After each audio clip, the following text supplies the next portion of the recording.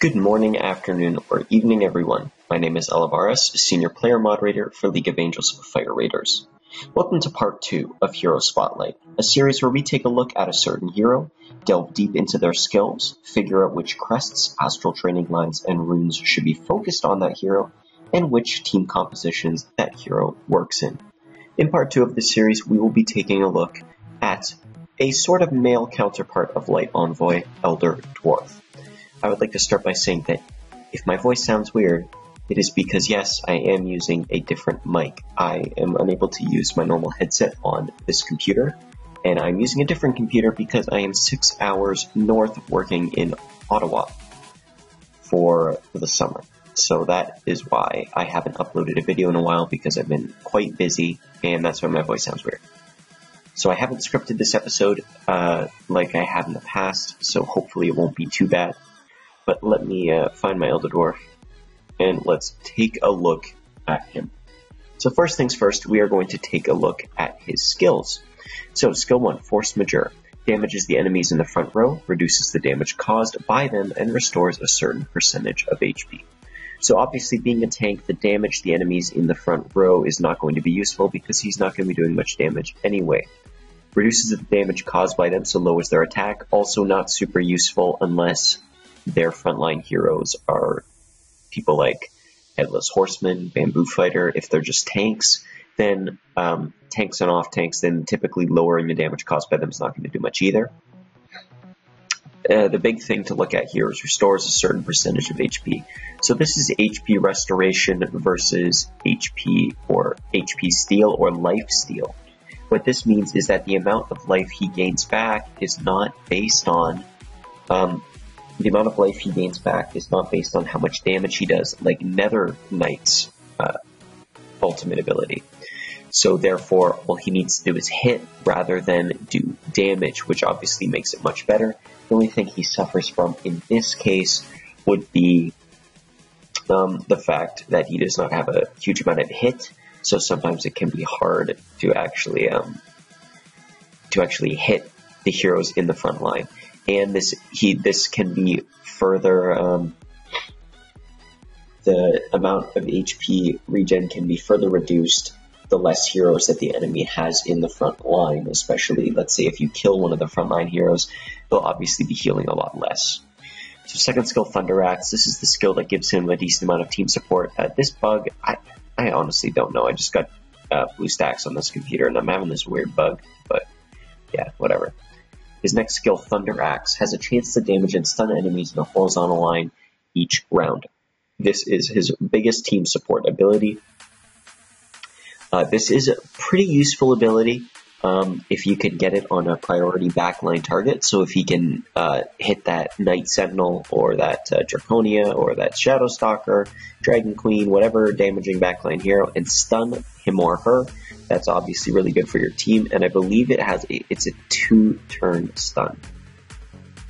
So that is a pretty good ability. It has not the best proc chance, so it's not super good, but it's obviously better than nothing, and it's a decent team support ability. Another thing about this is obviously you want to position Elder Dwarf across from the priority DPS target that you want him to hit. The only issue with that is typically you place your tanks to soak up as much damage as possible, or let's say he's your main tank, you want him to be soaking up 2 lanes of damage. So, for example, if they're Shadow Stalkers in the bottom line, if you put him in the bottom lane, then your off tank's going to be soaking 2 lines of damage versus your main tank. So that makes positioning with the Thunder Axe just a little harder, but not too much of a barrier. Third skill, Indefectible. Gains a shield that absorbs damage every 3 rounds, starting on the first round and lasting for 2 rounds. The shield can absorb damage when it exceeds extra damage when it exceeds a certain percentage of max HP. So if the damage dealt to him is greater than 34% of his max HP, it will decrease 47% of the damage taken versus whatever other percent it was before. So this is one of his best abilities, just because he procs it first round. It's not a random chance. It's on a timer, basically. So first round, assuming he has good agility, he will throw up his Indefectible and give himself a shield. That means he can't be nuked in 1 turn, which is obviously really good. The only thing that comes at the cost of this is that if the enemy DPS that are across from him have higher agility than he does, then they could either stun him. If it's a Pyro and polymorph him, they could nuke him down if it's a Draconia. So yeah, overall it's a pretty solid ability though. Full body, increase HP and physical defense. So this obviously is good. It gives him more HP to survive. It gives him a lot more physical defense, so he's going to be taking less damage from heroes like Night Sentinel, although that does mean he is a bit lacking on the magic defense side and will need to make up for that. I would like to say his, as it says on the screen there, he cannot evolve yet, so he could obviously become better when he can evolve, and depending on what that skill is, he could be a really good tank or just stay the same. So now, let us take a look into Crests. So what Crests should you use on Elder Dwarf? So the thing about Elder Dwarf is he's basically a kind of male counterpart of Light Envoy. Now, I will give a big disclaimer here. This does not mean he's as good as Light Envoy. He's nowhere near as good as Light Envoy is.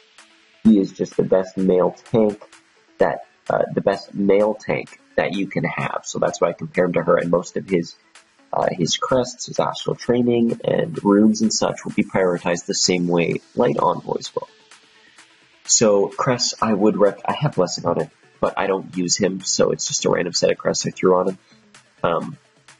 Overall, I do the same for Light Envoy. I take Warden with defense %. If you can get some agility substats, I think you can get agility substats?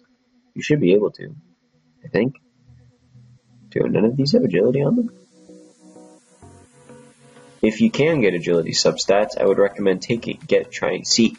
Oh my word, trying C. I would recommend seeing if you can get some for him. Yeah, there we go, agility.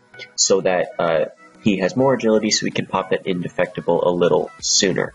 And if you can get some magical defense substats, that would, well, I guess just defense bonus. Yeah, it's just defense. So you get some percentage defense substats would be even better. Now, I would like to say when you're looking at crests, the first crest that fits in the first slot will never have a % stat as their main stat. So if you're spending all your time searching for a first crest that has %, you're not helping yourself because you can't get a % on your first crest. So yes, please be aware of that so you don't end up screwing yourself over. Right then, so let's move into Astral Training. What Astral Training line should you focus on Elder Dwarf? So I don't have any focused right now, and I can't look into all of them. So I'll just do it with Light Envoy on the same. So let's assume this was Elder Dwarf. So obviously, again, Aries is going to be the top one to prioritize because it gives you 4 defensive stats: physical defense, magical defense, hit points, and resilience, or resistance to critical damage. And by that, I mean it lowers the chance of an enemy to critically hit him. So obviously, this is going to be your highest priority. Now, since I haven't scripted this, I'll probably just do a quick look through here. On Elder Dwarf, he doesn't have the highest magical defense, so obviously you're going to want more with more magical defense. So I think this is the same as what I said for Light Envoy, but Gemini and Cancer are the 2 you'd want to focus next. Magic defense maybe not obviously. Magic defense is what he needs since he lacks it, and since he gains a ton of physical defense from his 4th skill, he needs some more magical defense to make up for that. So you can use Gemini and Cancer to get some more of that magical defense, and they give him resilience. Obviously, resistance to critical hits is good, and dodge is always great because you don't take so much damage. And you can dodge some of those really priority hits, especially from heroes like Night Sentinel with poor hits. So you have Aries, and then you have Gemini and Cancer, which are on the same level. And then Taurus, because it's better than Leo. And Leo, because it's got... Well, actually... Ooh, that's a good question. No, you know what? Maybe I'd value Taurus and Leo on the same standard, because hit will actually help Elder Dwarf because he needs to hit his ultimate to heal himself, and because he lacks some hit, the enemy can dodge quite a bit and he won't get healed. So therefore, hit is actually not bad on him.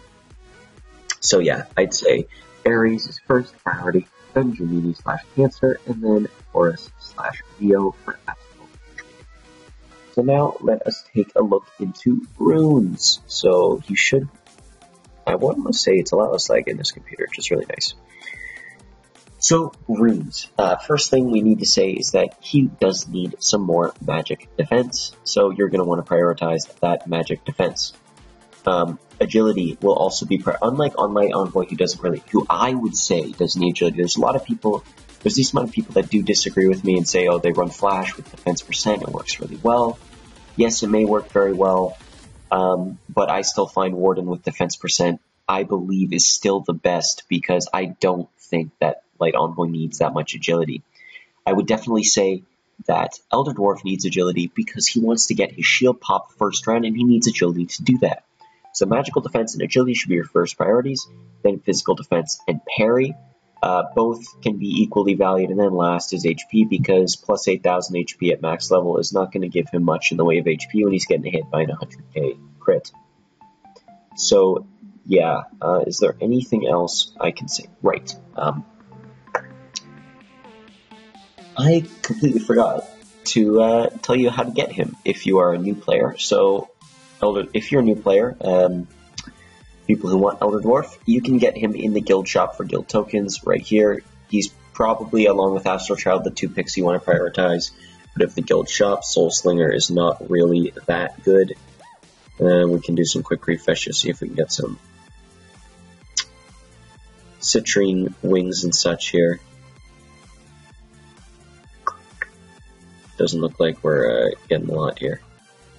Yeah, I did spend about 190,000 of my saved up Angel Trial tokens to fully max out Pandora.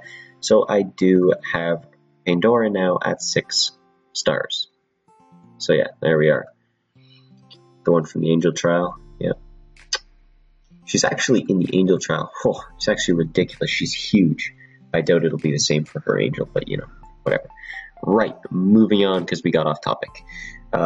Something about Elder Dwarf, yeah, I went into how to get that, how to get him, and then team compositions, right. So Elder Dwarf, because he's a tank, it's the same situation as Light Envoy where there's not really specific team compositions you can have him in. It's really any team composition. So any team composition, you want a tank in the front line. If you're running a male team and Elder Dwarf has way more battle rating than your Light Envoy, then you're going to want to use Elder Dwarf until you can get Light Envoy up. I would say that even if you're running a male team, you should definitely still run Light Envoy just because she's that good. But if she's not leveled up, or if this is for like a second team or something, yes, you should use Elder Dwarf. There's not a specific team composition, although it would be very useful to, because he gets hard countered by CC because his abilities keep him alive, because he doesn't stay alive just because of his stats. He can get nuked down very, very hard, so he relies on that life restoration and his shield to stay alive. And obviously, if he gets locked up, if he gets stunned, he can't use any of those abilities, and so he's going to die much quicker. So therefore, it might be a good idea to have some kind of cleansing on your team. If you're running a male team, Exorcist obviously the biggest option, but I don't know about Exorcist just because, typically Exorcist is not... come on, lights, turn on. Just typically because Exorcist, by putting Exorcist in your team, you're sacrificing a lot of potential damage in the back line. But if you can get any sort of cleanse, say on, I don't know if Alicia's cleanses CC. But if you can get a hero that currently removes all debuffs, I'm assuming that is. If you can get a hero or angel that can cleanse crowd control or provide some more sustain so that Elder Dwarf can stay alive while he's CC'd, that would definitely be something you want to have on your team, although you don't want to build your back line around supporting Elder Dwarf, because tanks will not win you the fight. What will win you the fight is your damage dealers and their ability to produce damage.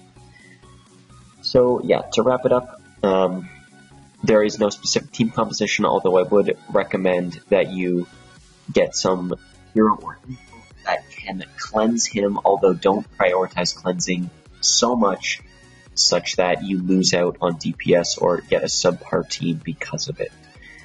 Thank you all for watching. Thank you for spending a little part of your day with me, watching my videos, guys. Thanks so much. I also just recently hit 300 subscribers, so I'm pretty happy because of that, and I thank you for supporting me all along the way, guys. The fifth part of building your team, that's definitely a question. I don't necessarily know when I'll get that out. I think I want to do it when I get back home, just because of ease of access. I may do it when I'm here, it's just that I don't have much time except for the weekend. So we'll see how that goes. In the meantime, I'll be producing more Hero Spotlight. And if you have any other suggestions for shorter videos I can do, feel free to leave them in the comments section below. Thank you all for watching. Have a good rest of your day. Cheers, guys, and I'll see you next time.